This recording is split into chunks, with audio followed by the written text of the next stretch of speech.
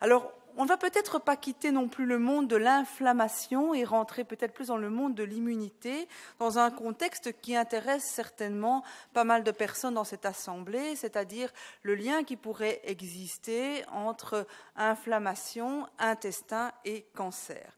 Alors, c'est un grand plaisir d'inviter à la barre, je vais dire, le docteur Bruno Donatini, qui est gastro-entérologue, mais également cancérologue et qui travaille à Reims. Et donc, je crois qu'il va nous donner un éclairage aussi très important sur une autre vision de l'intestin. Je vous en prie. J'essaie d'expliquer les choses simples à des patients qui me posent des questions simples. Et donc, ma pratique, c'est d'avoir des personnes qui ont des troubles digestifs, qui ballonnent, qui ont une immunité faible, et ils veulent en savoir plus sur leur façon de manger. Donc, je leur donne des conseils simples, j'essaie de leur expliquer le pourquoi. J'utilise des outils qui ne sont pas encore courants, je dirais, en gastro-entérologie. En général, vous allez voir un gastro-entérologue qui commence à sortir ses tuyaux et il vous dit fibroscopie, coloscopie, et il n'étudie pas tellement la flore, et va vous dire vos muqueuses sont inflammées, ou il y a des polypes, ou c'est ulcéré. Bref, la flore, le gastro-entérologue ne connaît pas. Donc, je dirais, sur ça, je suis un petit peu en avance parce qu'on découvre que les gaz sont très intéressants dans l'analyse et que finalement, les gaz ne sont produits que par les bactéries. Donc, c'est une fenêtre d'analyse des bactéries digestives relativement reproductible et on peut analyser à partir du jeûne ce que vont faire les bactéries au fur et à mesure de l'intestin, donc savoir où elles se trouvent, en quelle quantité et comment les maîtriser. Et on peut modifier l'alimentation et directement dire vous fermentez ou vous ne fermentez pas. C'est un outil simple de mesure de gaz que j'associe à l'échographie et je vais vous présenter les différents résultats. Il y a des choses assez étonnantes. Ça commence à être discuté dans des congrès et commence à être publié. Donc le plan, c'est comment évaluer la dysbiose à partir des gaz expirés, puis le lien qu'il peut y avoir avec le syndrome métabolique, donc les corrélations entre gaz et syndrome métabolique, le lien très très important de la parodontopathie avec le syndrome métabolique, voire le syndrome tumoral, et ça, c'est connu depuis longtemps, mais totalement méprisé à tort. La maladie commence dans la bouche, pas dans l'assiette, dans la bouche. Parce que le plus grand ennemi de l'être humain, selon moi, ce sont les herpès-virus. Et on va en parler. L'herpès-virus va modifier votre vitesse de transit, votre absorption et votre flore. Et si vous ouvrez la bouche, vous le verrez. Donc ça, c'est très important. On oublie la place du virus dans l'élaboration de la flore. Ce sera peut-être le point que j'essaierai d'apporter. Et le principe du traitement doit tenir compte de cela. Vous ne pouvez pas espérer améliorer la flore si vous n'avez pas nettoyé la bouche. C'est le côté clinique simple. Je vous ai dit, je suis un redoutable simplificateur. Soyons simples, on commence par ouvrir la bouche. Si elle n'est pas belle, on la nettoie. Donc le principe de la malabsorption, eh bien, ce sont des sucres trop importants dans le côlon. Et ça va fermenter de façon excessive. Donc c'est un excès de fermentation. Une bonne fermentation est bénéfique, un excès de fermentation est néfaste. Et donc la pathologie essentielle de la dysbiose, c'est un grêle qui ne fonctionne pas bien. C'est un grêle qui a perdu sa capacité d'absorption, ou alors c'est un pancréas qui ne synthétise pas assez d'enzymes. Bref, c'est une mauvaise absorption. Le grêle ne doit pas contenir de bactéries ou très peu. S'il en contient beaucoup, c'est pathologique. Le côlon peut en contenir beaucoup, et ça peut être normal. Mais en tout cas, l'essentiel de la pathologie digestive, la maladie de Crohn, l'insuffisance pancréatique, une gastroparésie qui entraîne une fermentation dans l'estomac, un grêle qui est court, une intolérance au gluten qui donne une maladie cœliaque, tout ça, c'est une pathologie haute. C'est le grêle qui souffre ou c'est le pancréas qui souffre. N'oubliez pas qu'un intestin qui ne se porte pas bien, c'est l'estomac, le duodénum, le grêle. Et tout ça, eh bien, c'est la partie haute et c'est plus sous une dépendance virale ou un vieillissement qu'il faut chercher. Ça n'empêche pas d'avoir une bonne flore dans le côlon. Mais n'oubliez pas que la pathologie en gastro-entérologie, c'est l'estomac et le grêle. Et la bouche. Donc, on mesure les gaz maintenant de façon très très simple. On a des petits appareils ambulatoires qui ne coûtent pas trop cher et qui peuvent vous mesurer une trentaine de gaz. En pratique, on va mesurer l'hydrogène et le méthane ou le méthylacétate. Donc, on va faire venir le patient à jeun et puis on mesure et on a un point de repère. On lui donne un sucre, voire différents sucres, voire des amidons, tout ce que vous voulez, du moment que vous puissiez reproduire la mesure, et vous le surveillez 1 heure, 2 heures, 3 heures, en fonction du transit. Vous pouvez même déterminer la vitesse du transit. Vous avez un temps de transit ici, qui est l'apparition du gaz, c'est-à-dire l'arrivée de votre aliment dans le sécom. Vous pouvez même vérifier par l'échographie, vous posez la sonde, vous voyez où ça fermente. Donc c'est vraiment extrêmement simple d'aller vérifier ce qui se passe. Si l'estomac s'est vidé vite, si ça ballonne dans le grêle, si ça ballonne dans le sécom, c'est immédiat. Enfin, immédiat pour le clinicien, pas pour le patient qui doit venir à jeun et attendre 2 heures. C'est très long d'attendre un ventre vide. Alors, en pratique, j'aime bien mesurer le méthylacétate, qui est un composé organique volatile, et l'hydrogène. Le méthylacétate, par expérience, c'est un dérivé du vinaigre que l'on va trouver dans la partie haute et qui va être associé à une stase gastrique. Ou alors, vous avez une fermentation dès la première partie du grêle parce que l'estomac est court-circuité par une insuffisance pancréatique. En pratique courante, le méthylacétate signe une gastroparésie. Et quand il y a méthylacétate, vous avez très souvent une stéatose hépatique que l'on mesure de façon extrêmement simple désormais avec un fibroscan. Donc la deuxième type de fermentation, c'est l'hydrogène. En effet, vous avez un sucre rapide qui a été découpé par les enzymes, il atteint le côlon, il y a fermentation. S'il y a fermentation excessive, il y a énorme ballonnement. Si vous avez une fermentation dans le grêle, vous avez des douleurs intenses, voire des crises de colique qui vont survenir en général dans l'heure qui suit la prise du sucre inadapté. Donc ça, vous pouvez le prouver et finalement consoler le patient en disant « c'est pas dans la tête que ça se passe, vraiment, vous avez 50 litres de gaz qui essayent de passer à travers le grêle, c'est normal que ça vous fasse mal parce que c'est vraiment intolérable. » Donc cette quantité de bactéries qui va produire de l'hydrogène peut être uniquement dans le côlon, ça c'est tout à fait normal, mais dès que c'est dans le grêle, c'est anormal. Vous pouvez même avoir un excès de sucre dans l'iléon, c'est l'iléal break, vous aurez une gastroparésie et vous commencez le syndrome métabolique. Alors, ça peut être utilisé s'il n'y a pas de douleur et s'il n'y a pas d'hydrogène, mais en tout cas, en pratique clinique, il vaut mieux pas avoir de l'hydrogène dans l'iléon. Le méthane, c'est une forme... Bon, c'est simpliste encore une fois, hein, mais le méthane, c'est rattaché à un transit très lent.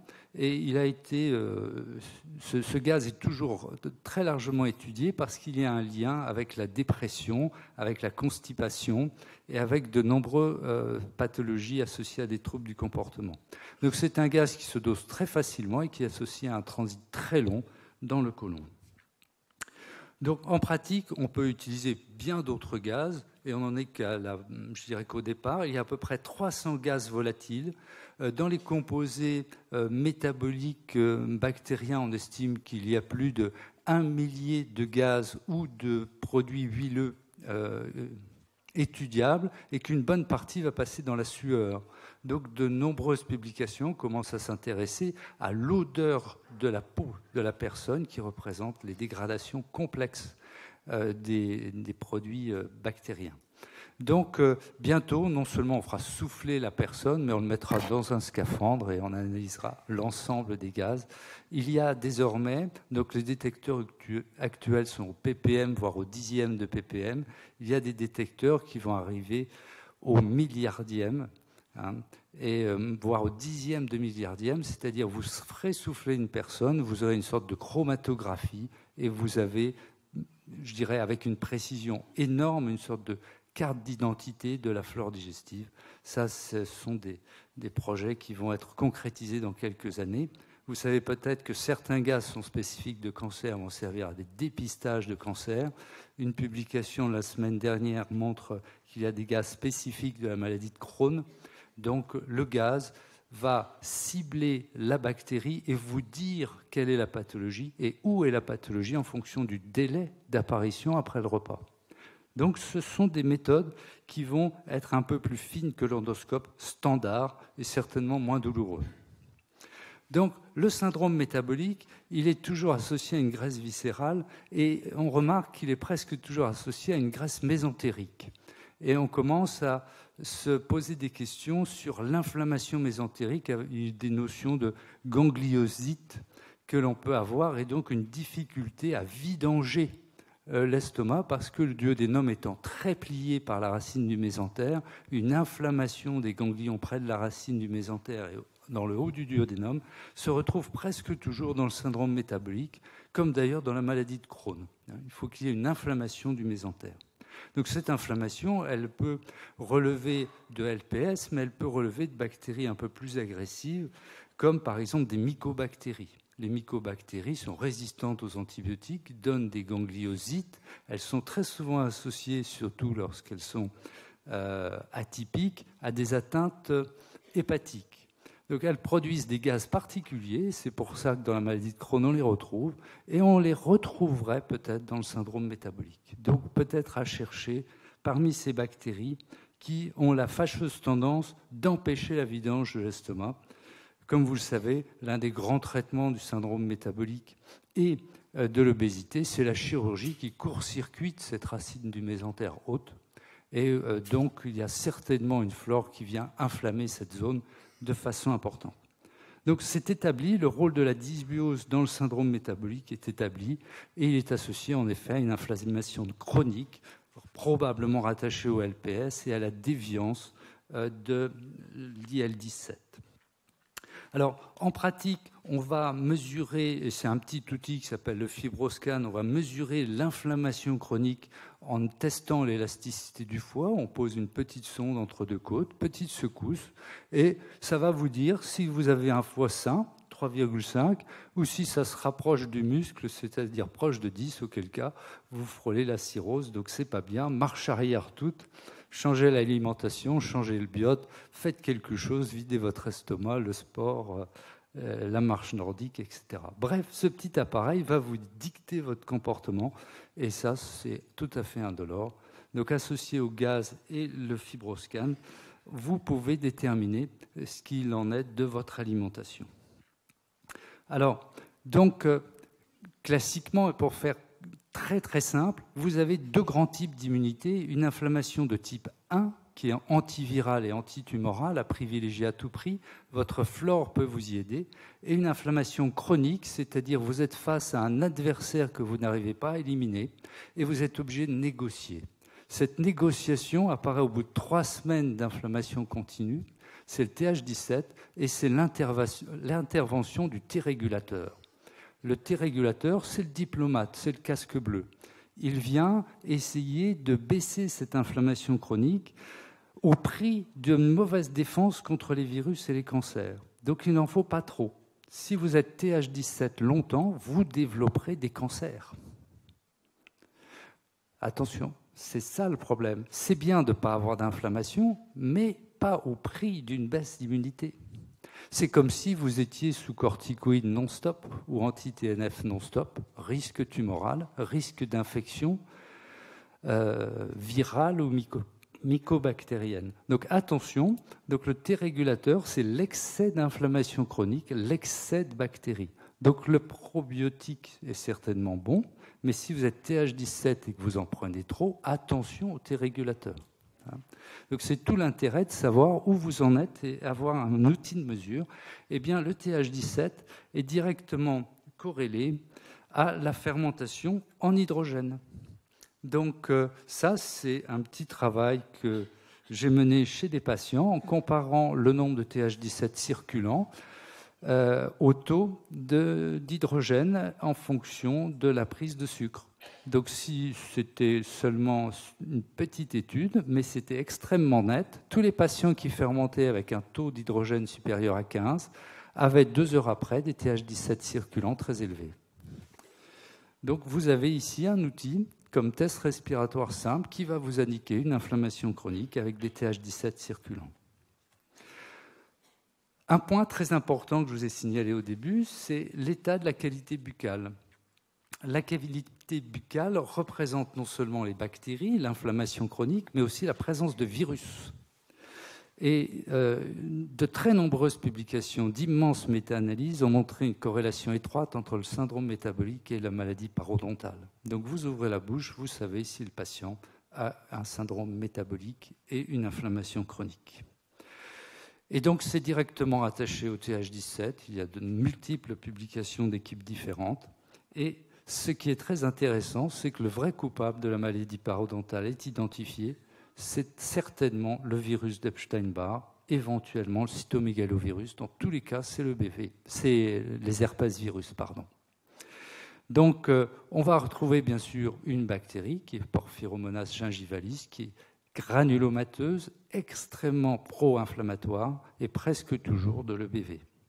Il y a une équipe de Nice qui a fait un énorme travail pour montrer la corrélation étroite entre le degré d'inflammation de la gencive et la présence de BV et de ses marqueurs et sa réplication. Il n'y a pas de maladie parodontale sans virus d'Epstein-Barr.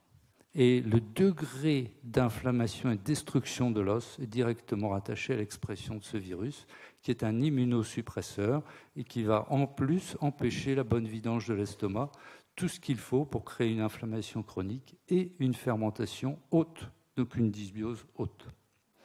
Plus vous avez une bactérie inflammatoire en même temps, ici c'est l'hélicobactère, mais on pourrait avoir la même chose par Porphyromonas, plus vous avez une destruction et un infiltrat au niveau de la muqueuse. Vous avez la même chose, donc Porphyromonas, c'est ce que l'on a vu, donc il y a un lien entre le LPS de Porphyromonas et la stéatose et la maladie parodontale. Vous avez un lien entre l'activation de l'EBV et la présence de cette bactérie dans la bouche. Vous avez la même chose entre une petite bactérie qui donne l'acné et qui est très agressive, Propionibacterium acnes, résiste aux antibiotiques, serait responsable de certaines hépatites, va tapisser la langue et l'ensemble des muqueuses digestives en créant une inflammation chronique. Et vous avez une activation de l'EBV et une baisse de l'immunité avec des granulomes à cause de cette petite bactérie buccale. Elle se détecte par la lampe de Wood, donc la simple lampe de dermato. Si vous en avez plein la langue, vous verrez une langue complètement couverte de cette bactérie. Vous verrez même des trous viraux qui seront associés à une rétraction de votre gencive. La gastroparésie va être associée à cette dégradation de la muqueuse buccale. Elle va être associée au virus parce que le virus, comme le Epstein-Barr, est connu pour paralyser l'estomac. Il est également connu pour augmenter le méthylacétate. C'est un petit travail que j'ai fait sur à peu près 200 patients. L'échographie est corrélée avec cette paralysie. C'est désormais aux États-Unis indispensable avant toute anesthésie générale. On vérifie que l'estomac se vide et l'échographie est la référence. Donc on pose sa sonde et en moins d'une minute, on sait si l'estomac se vide ou pas. Donc s'il ne se vide pas, c'est qu'il y a très probablement une sténose duodénale, une inflammation ou une atteinte virale. Il faut regarder l'état buccal, vider l'estomac avant une anesthésie. Mais en pratique, en clinique, vous avez déjà l'essentiel de la pathologie. C'est une pathologie haute. Une inflammation buccale, un estomac qui ne se vide pas. Comment voulez-vous bien digérer la suite ? Si vous rajoutez des bactéries, vous allez faire exploser l'estomac. Ça ne se vide pas. Donc, ça, c'est vraiment une étape très importante en clinique. Regarder la bouche, repartir sur une méthode simple de prise en charge. Donc la prise en charge, vous l'avez annoncé, il y a une inflammation chronique, il faut lever cette inflammation chronique. Donc en général, les patients qui vont avoir beaucoup d'hydrogène, on va baisser les sucres qui fermentent. J'aime bien utiliser les huiles essentielles, ça permet à toute petite dose, c'est un quart de goutte, ne jamais utiliser de grande quantité d'huile essentielle. Le légume bio, il est très très riche en bactéries et en bactéries très utiles puisque ce sont des bactéries qui ne fermentent pas. Bien entendu, les légumes n'explosent pas dans la nature, enfin pas souvent, surtout quand ils sont en croissance. Donc la terre sélectionne pour nous les bactéries de qualité capables de vivre en symbiose sans dégrader. Profitons-en, c'est présélectionné par la nature. Donc ces bactéries dans les légumes sont des merveilles qui vont équilibrer notre biote parce qu'elles fermentent peu. Et elles vont créer beaucoup d'interactions les unes avec les autres. Donc utilisons cette préparation de la terre pour aider notre biote. Il faut lutter contre les inflammations chroniques et les infections chroniques. Pensez aux virus et en particulier aux herpès. Une bouche ne doit pas avoir d'herpès, pas d'aphte et pas de maladie parodontale. Nettoyer le porphyromonas, il faut une très petite quantité de tartre et il ne faut pas de propionibacterium sur la langue, sinon ça va aller partout. Bien sûr, l'activité physique aide à vider l'estomac. Vous ne devez pas fermenter dans l'estomac. Un estomac, ça se vide en 1 heure, pas plus.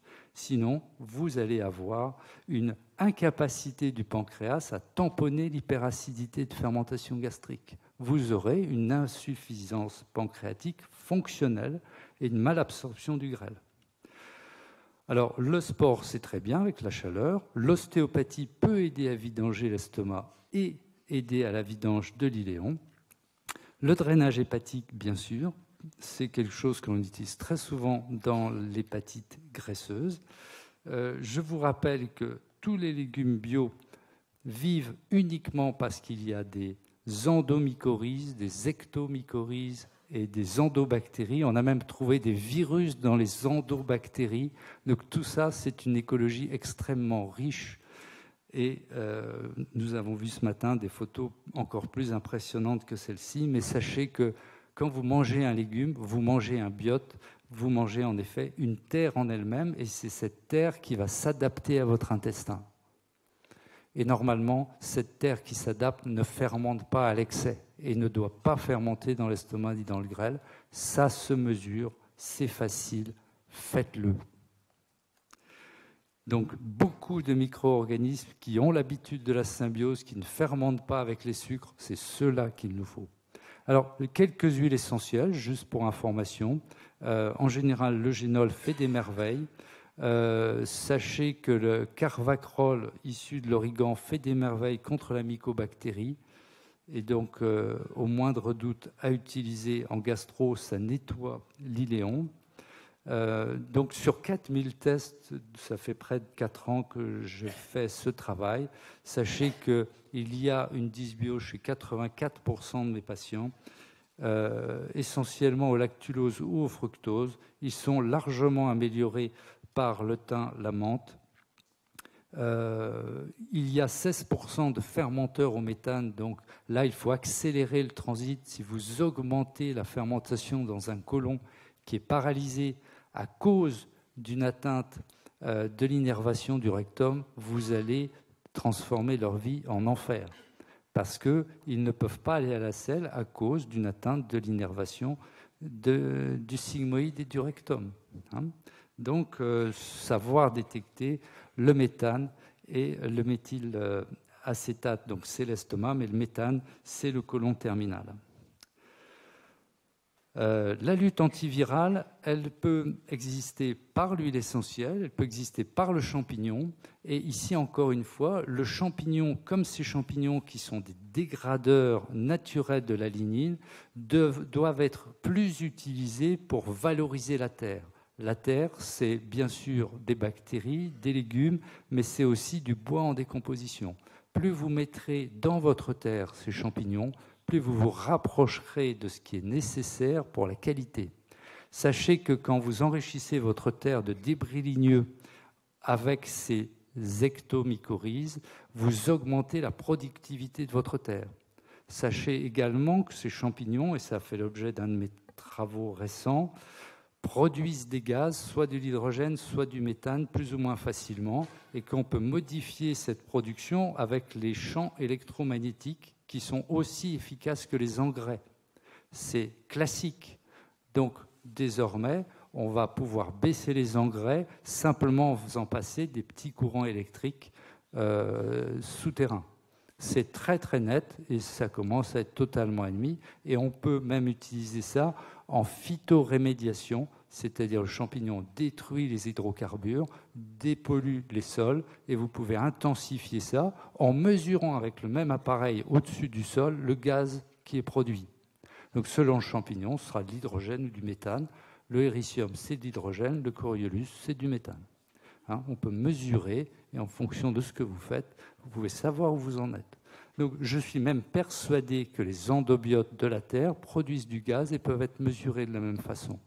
Donc, ce type d'outil, ce type de travail, l'utilisation des champs magnétiques peut être généralisée. Et en effet, le petit bout de terre qui est dans notre intestin n'est pas beaucoup mieux que le grand bout de terre qui est celui de notre jardin. Hein. Donc, faites bien des parallèles, c'est exactement la même chose. Les champignons aident notre terre et ils vont aider notre intestin. Voilà, donc en conclusion, il est désormais possible, avec des outils ambulatoires traumatiques, de savoir si on fermente et si on a une flore correcte, si l'estomac se vide ou pas, et si le foie est encombré ou pas. Vous pouvez savoir si vos modifications alimentaires ou sportives vous aident, et vous pourrez même avec cet outil, pas le fibroscan, mais au moins le détecteur de gaz, tester votre jardin. N'oubliez pas de faire ouvrir la bouche aux gens. La bouche doit être propre. Pas de virus pour une bonne digestion. Pas de virus dans un jardin. C'est très clair, en tout cas, pas d'herpès virus. Merci beaucoup de votre attention.